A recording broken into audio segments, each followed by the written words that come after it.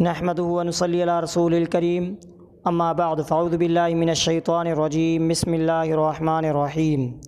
معزز سامعین حضرات، رمضان کے متعلق بات چل رہی تھی کہ ماہ رمضان المبارک کا مہینہ چل رہا ہے، اس کے متعلق میں آپ سے کچھ چند اہم باتیں ذکر فرمائیں گے، جیسا کہ رمضان المبارک میں جو کام کرنے چاہیے، سب سے پہلے کلمہ طیبہ کے ذکر، درود شریف اور توبہ استغفار کی کثرت سے کیے جائے، کوئی وقت ذکر وغیرہ سے خالی نہ گزرے۔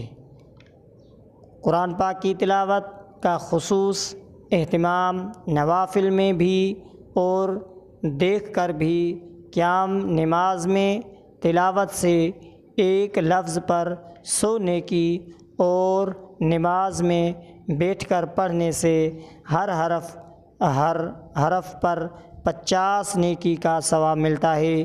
10-15 پارے بلکہ پورا قرآن پاک یومیہ ختم کرنے والے بھی بہت سے لوگ اس وقت بھی موجود ہیں، تو حتی الامکان کوشش کی جائے کہ قرآن پاک زیادہ سے زیادہ بھی پڑھا جائے۔ روزے کا ایک مقصد حصول تقوی یعنی گناہوں سے بچنا ہے۔ اگر گناہوں کو نہیں چھوڑا تو روزہ رکھنا گویا بے جان ہے۔ حضور پاک صلی اللہ علیہ وآلہ وسلم کا فرمان ہے کہ جو شخص جھوٹ اور اس پر عمل کو نہ چھوڑے تو اللہ تعالیٰ کو کوئی حاجت نہیں کہ وہ اپنا کھانا پینا چھوڑے۔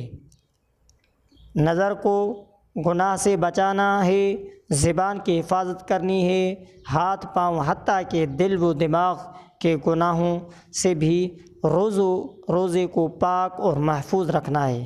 جیسے کھانے پینے سے روزہ رکھ کر چھوڑا ہے کہ نہ کھائیں گے نہ پئیں گے، اسی طرح گناہوں سے بھی روزہ رکھا جائے کہ روزے رکھ لیا ہے گناہ نہیں کریں گے۔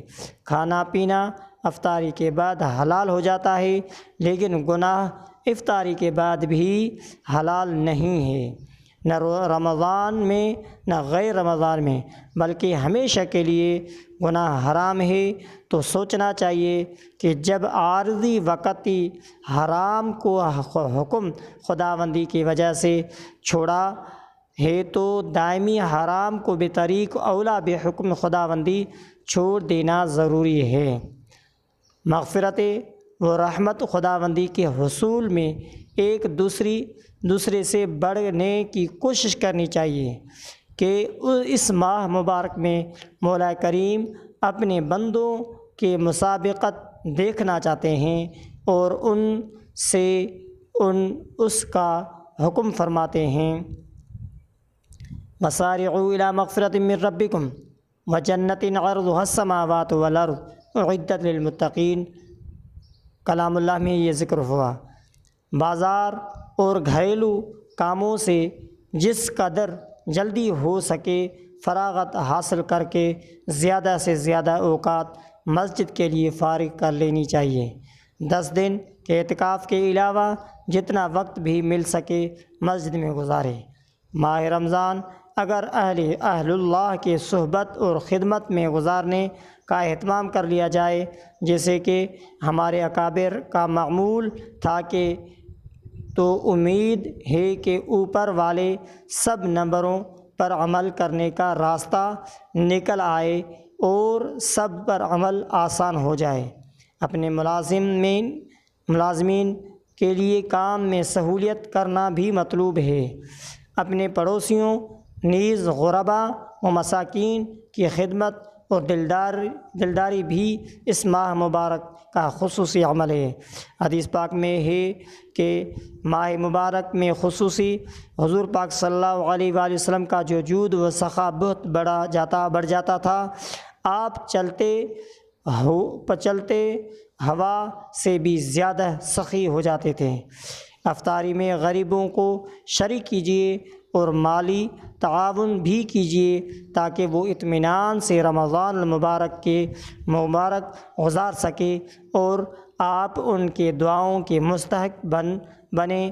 اس ماہ مبارک میں جیسے جود و سخائے خداوندی اور اس کی رحمت اپنے بندوں پر بارش کی طرح برستی ہے، اسی طرح اہل اللہ کے قلوب میں دعوت الی اللہ اور شفقت علی الخلق کے جذبات موجزن ہوتے ہیں۔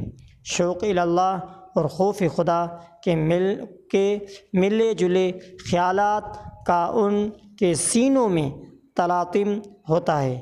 سنت نبویہ کے اتباع میں ان شدید خواہشات ہوتی ہے کہ خدا سے کٹے ہوئے مخلوق کا رشتہ عبودیت دوبارہ جوڑ دیا جائے۔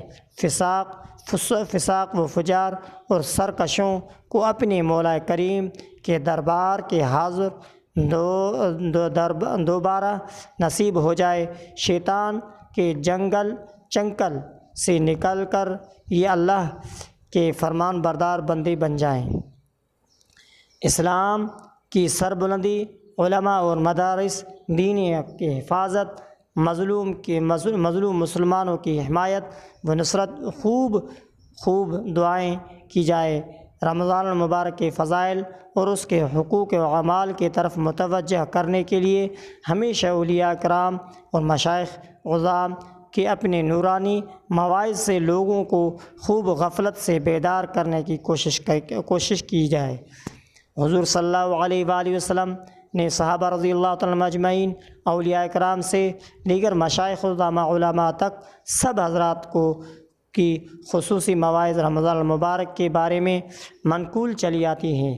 قریبی زمانے میں ہمارے اکابر میں حکیم الامت حضرت مولانا تھانوی رحمۃ اللہ علیہ سر مواعظ کے ملفوظات کے ذریعے مخلوق خدا کو جو فائدہ پہنچا ہے وہ محتاج بیان